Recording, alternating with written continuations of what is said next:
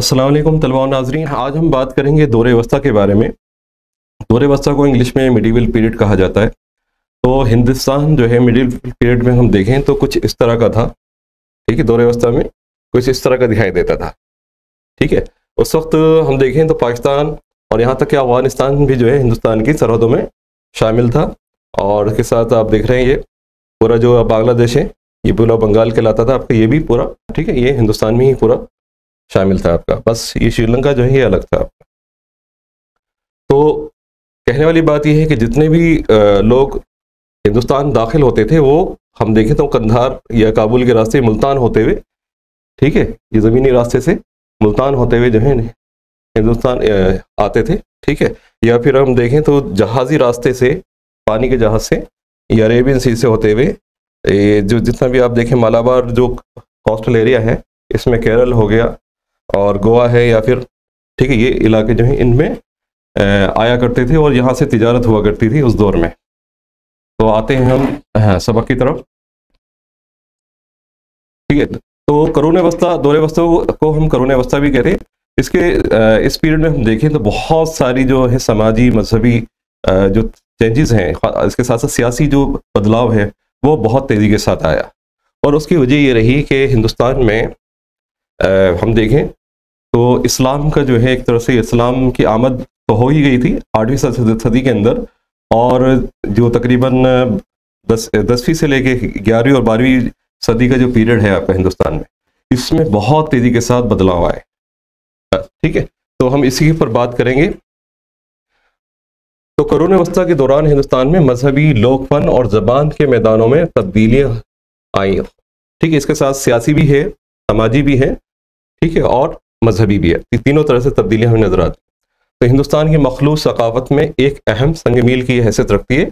इसमें नई मजहबी तहरीकों मसलन सूफीज़्म और सिखिज़्म, ठीक है, सूफीज़्म और सिखिज़्म जो है मजहब, ठीक है, इसमें उरूज पाया और इसे हम भक्ति तहरीक या सूफी भक्ति तहरीक के नाम से भी जानते हैं। तो इससे हुआ क्या कि हिंदुस्तान की सकाफत में जो है काफ़ी बदलाव नज़र आया। ठीक है, उसमें इस्लामी, इंडो इस्लामी जो एक तरह से कल्चर है, ठीक है, जिसमें हिंदुस्तानी, ठीक है, वो और ख़ासकर जो इस्लामी कल्चर है उनका मेल इश्तराक हमें नज़र आता है। तो इस अमल में एक अहम इश्तराक, अगर आप अपने इर्द गिर्द नज़र डालें तो हम ये देखेंगे कि हिंदुस्तान की सकाफत कई पहलुओं पर मजहब इस्लाम की गहरी छाप नज़र आती है। ठीक है, आप देखिए आज के दौर में आप कहीं पे भी चले जाए, चाहे वो ज़बान हो, खान पान हो, रहन सहन हो, यहाँ तक के लिबास हो, तो ये सब चीज़ें जो है इसमें हम देखते हैं मजहब इस्लाम की जब हिंदुस्तान में आमद होती है तो उसके साथ साथ ये बदलाव भी जो है हिंदुस्तान की सकाफत में उसका एक नया जो एक रंग है वो नज़र आता है हमें। तो आपने हिंदुस्तान में बाज़ मशहूर इमारतें भी देखी हैं, ठीक है, चाहे वो आप देख लीजिए कुतुब मीनार हो, ठीक है, 2.5 दिन का जो झोपड़ा है आप देखेंगे अजमेर में, और इसी तरह से अलाई दरवाज़ा है महरौली में।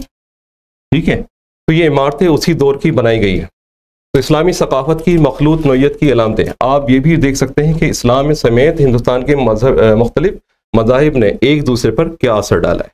तो इस चैप्टर के ज़रिए हमें पता चलेगा कि इस्लाम के साथ साथ जो दीगर मज़ाहिब हैं उसका हिंदुस्तानी सकाफत पर क्या असर पड़ा।